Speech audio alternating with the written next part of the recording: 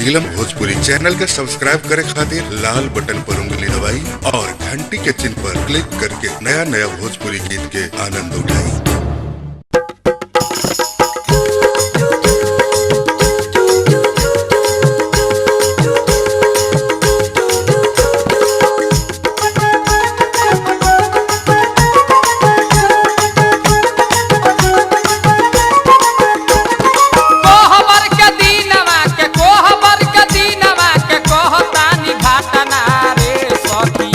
सैया मिल बावे चाटना रे सखिया, सैया मिल बावे चाटना रे सखिया। कोहबर के दीनवा के कोहबर के दीनवा के कहत घाटना रे सखिया, सैया मिल बावे चाटना रे सखिया, सैया मिल बावे चाटना रे सखिया।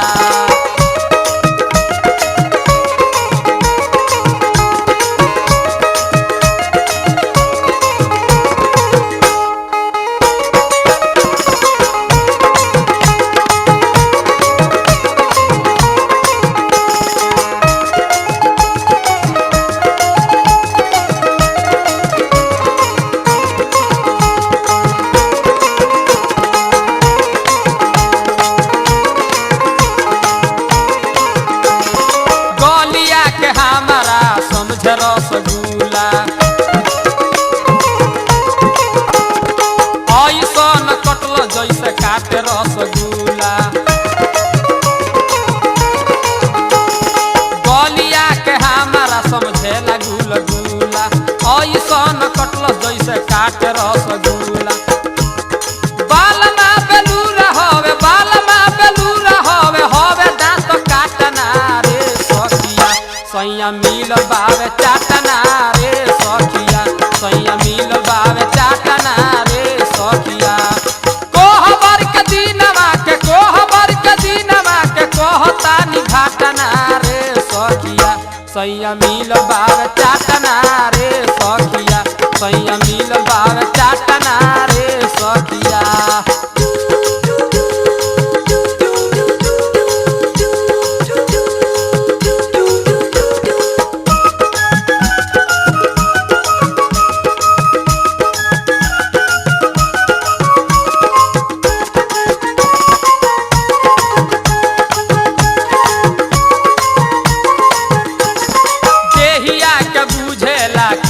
संगूर हो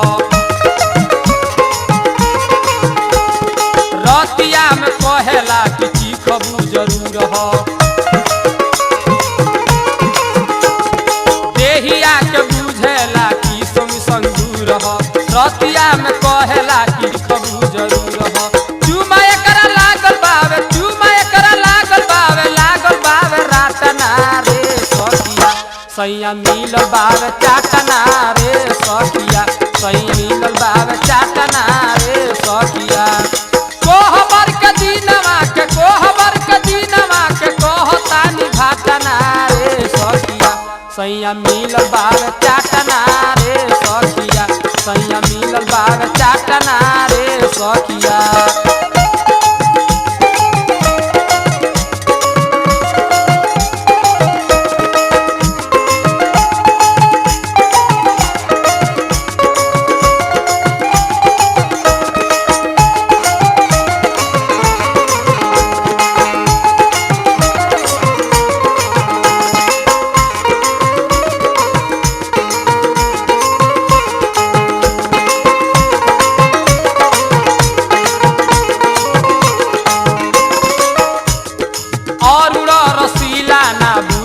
जवानी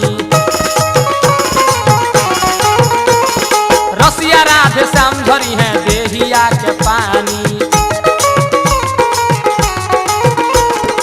और न रसीला ना बुझले जवानी, रसिया राधे श्याम झरी है देहिया के पानी। एक बेर डटनी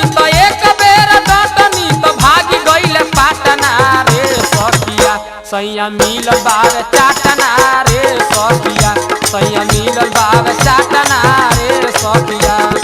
कोहबर के दीनवा के कहतानी घाटना रे सखिया, सैया मिलल बावे चाटना रे सखिया सैया मिलल बावे चाटना रे सखिया सैया मिलल बावे चाटना रे सखिया सैया मिलल बावे चाटना रे सखिया सैया मिलल बावे चाटना रे सखिया सैया मिलल बावे चाटना रे सखिया।